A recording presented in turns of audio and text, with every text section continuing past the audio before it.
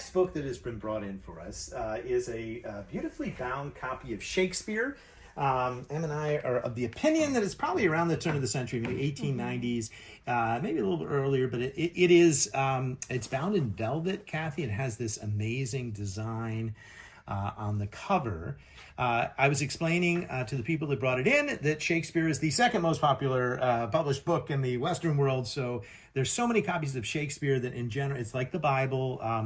They have a lot of sentimental value and a lot of, but they were in everybody's library. If you were a Victorian and you did not have a copy of Shakespeare in your library, there was something wrong. Right. What we like about this book, you can get the title page, even though the condition is very, very poor, it's been well loved, well read.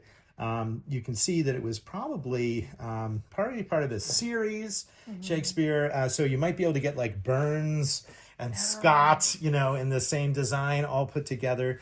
But they were sort of, this is probably the deluxe gift quality version of the binding. What do you think, Emma? Yeah, I think that the binding is what's I'm really drawn to. This sort of like raised, almost plastic addition to the cover, I think is really interesting. I haven't seen something quite like that before. To me, I have a lot of questions again about, who is this publisher? What else did they publish? Did they do this sort of raised version of their other books?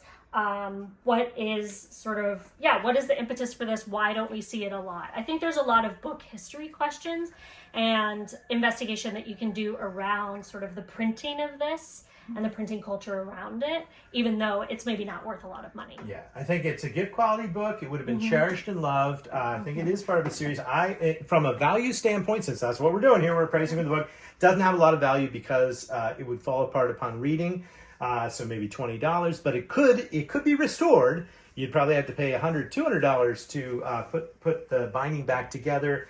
And I think from a book history standpoint and a publishing history standpoint, the cover's worth it, and it's a very special book. So I'm really glad it was brought in today. The next books that a customer brought in, Kathy, are really, really interesting to me. First of all, we brought in the great novel of Harrisburg, which is Rage to Live, John O'Hara. On our YouTube channel, if you go back quite a ways, you can see an interview that we did. It was sort of John O'Hara Night that we dedicated to John O'Hara.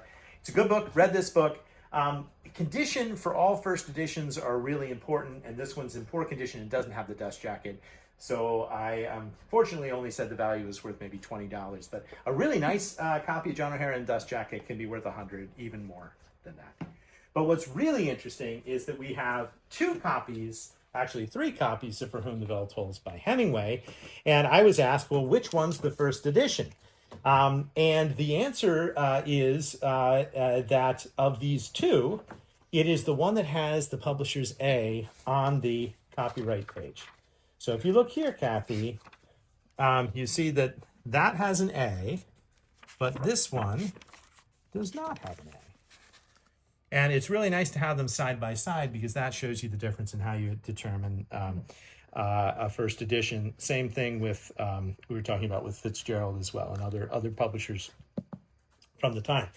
This book, as you can see, otherwise pretty much indistinguishable if you were looking at them. This one's just cleaner than that one because it's lasted longer. But also brought in was one of these facsimile dust jacket edition books. These were sold by subscription to a club.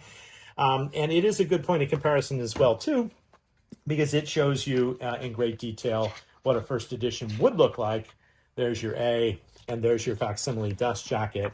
And you can see that the facsimile dust jacket really does match the dust jacket here. So what this gentleman who brought the books in has done, and what I might do to display it is I would keep this dust jacket, but it's in such poor shape, you might want to put a facsimile dust jacket on it, make it look really nice on the shelf, and just keep this for archival purposes. But you do have a first edition Hemingway with dust jacket. So it would be worth hundreds of dollars in better condition. Unfortunately, it's not, and I've only appraised it at $75 as a true first with dust jacket, but it's just too condition problematic. As a non-first, maybe just $20. So that's what we had here, and it was really interesting and tells us just a little bit about what's important in collecting modern first editions. Well, we are here with Marina, who has brought in a collection of her family's books. And this is our last appointment of the day. But I got to say, Kathy, this has been a lot of fun. So much fun. Yeah. Hasn't it been amazing, Emma? It's been great. It's been great. So, and what's also interesting is that people have brought in such different books. You'll get to see when you see this video. It's just been an amazing selection of different things. But we're going to end with the Library of Families collection, 20th century books, a nice mix of things. One interesting point you were telling me is that they were all in your home and that you are related to a Nobel Prize winner. Can you tell us who that is? That's Robert Sanderson Mulliken. Yeah, he won the Nobel Prize in 1966 Wow. in chemistry.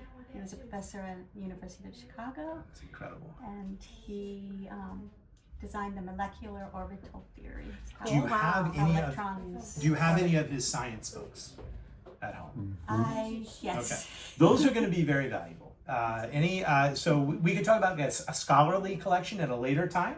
But bring them in. We'd love to buy a collection. We can put that together because it will show the development and thought of a scientist. This is different. This is the family's reading library, and what we have here are classic works. And you can see here, Kathy. This is just Gogol, Tales of Good and Evil, but it was owned by Lucia Mulligan. So there you go. And as a book, this is not a first edition. It's just a nice later edition. It's pretty. It's attractive, but it's a reading book. But one thing, Emma, that you were telling me that I think is interesting. Sometimes we see signatures in books and we think to ourselves, well, maybe that's devaluing the book. As a book historian, I always go straight to the signatures and find that the most interesting part. I want to know who read what and how they read it.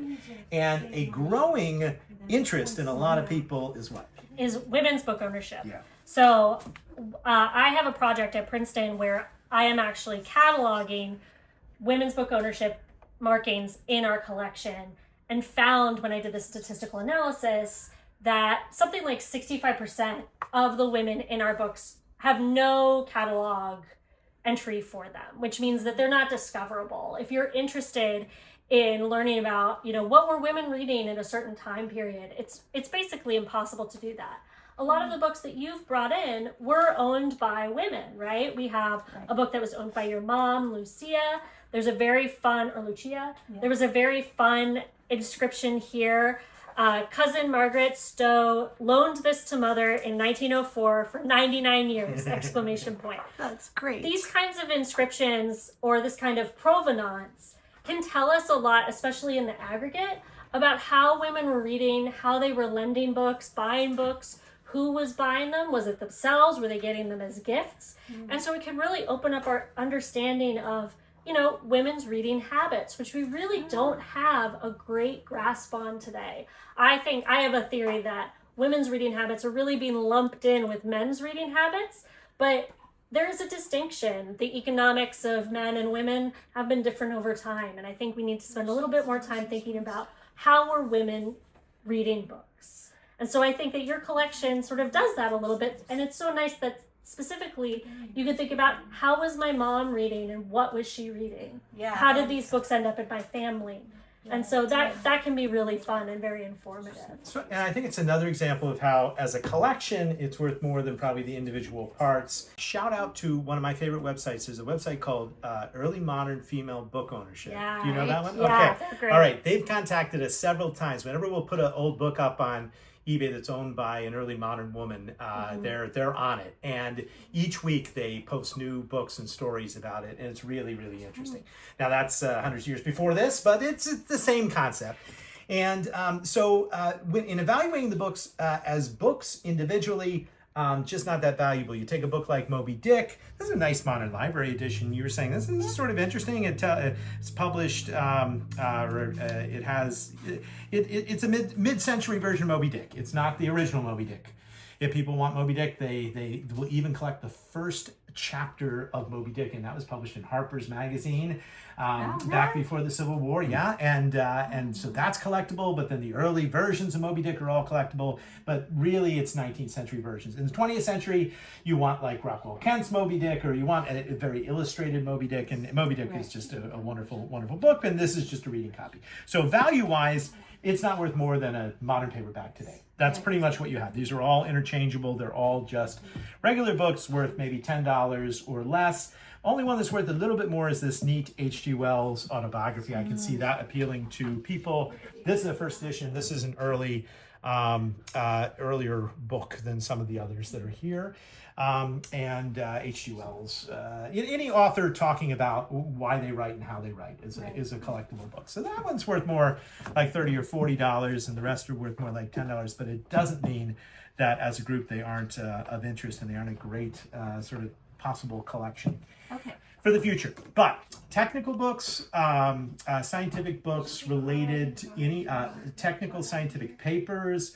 I'm sure you probably have lots of journal articles and if all of that stuff for anyone who has had as storied a career as your relative is all very collectible and should be kept together. May even be worth donating as a group, as an archive to somebody else. Their alma mater might be particularly interested in that. Yeah. Either the place they graduated from or maybe somewhere where they taught. They might really be interested in having that collection in their library. So thanks so much for bringing the books in. I know that anything else about this? Yes, I have so many different stories. What I can say is that Marquand published a lot of books. They're nice and but they're not particularly valuable. Okay. And it's another case of Marquand was even first editions, just not read today. Like not somebody that somebody walking into the bookstore says, "Do you have any John P. Marquand?" But it's not needs to be rediscovered. Needs to be rediscovered. Yes, we can make that argument. But there are an awful lot of mid-century authors that have sort of lost their popularity. Some of the most popular writers in early 20th century America, like people like Booth Tarkington, nobody reads today. Oh, we have his archive. I know. Yes. Okay. No, hate to make fun of Booth Tarkington, but it's sort of true. It's sort of true. Right? I've never read Booth Tarkington. All right. Exactly. And frankly, no one really uses that archive, so. But Marquand is in a similar genre, and there's just a lot of copies. So I would say not worth more than, as a book, not worth more than $10, but maybe there'll be a revival. Maybe Sony will do a movie or a mini series or something. I have to admit I haven't read any of those, but I have lots of them. What people want, they want books that are still being read today. So they do want Moby Dick, but then if you're collecting it, they also want a copy that is closer to when it was first published, or has special illustrations or special edition or something. And that's not what these are. This is just a library of people that love to read, and they were interested in many things, from Sigmund Freud to Gogol stories to customs in old New England. And that's just a great collection, a great library. Okay, great. Thanks for bringing Thank you. Would you like these books?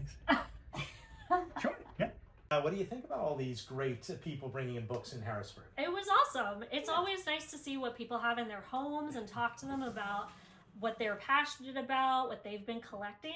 It's truly a joy. It's super fun. And we're going to end with the final book that was brought in. The gentleman did not want to be on camera, but it's possibly the most valuable book of the group. Yeah. And that is the personal memoirs of Ulysses S. Grant. Now, this is not uncommon. It was a huge bestseller. Grant did incredibly well. It was so well written that people speculated at the time that it must have been written by Mark Twain, but I think that's been pretty well discredited. It either came in this nice sort of dark cloth or in a leather-bound version. The leather-bound version was ironically cost more at the time, but is less collectible today. This is the version that people want, and in general, it's worth about $400. But ours has something special. First of all, it was owned by Benjamin Silliman. This is not Benjamin Silliman, the scientist, but it is his nephew. And he is a Yale man, and he was a New York lawyer. And what makes this version better than just any other version is that it has a wonderful tipped-in signature here with an inscription by Benjamin Silliman, which says, "The above card contains General Grant's autograph, done in my presence at his office here on Wall Street and Broadway, December 1881, when he had occasion to give me his address." So Benjamin Silliman met Grant, got his signature when the memoirs came out, posted it in. And we're lucky because we now have a tipped-in signature of Grant in the personal memoirs of Ulysses S. Grant, and we have a tipped-in signature of Robert E. Lee in the memoirs of Robert E. Lee. So, if you're collecting the Civil War, That's what maybe you want. consider that. We've had a lot of fun. Thanks for watching. I hope we'll be back in studio next week, but I hope you'll watch next Friday and every Friday at noon for more adventures in the world of books.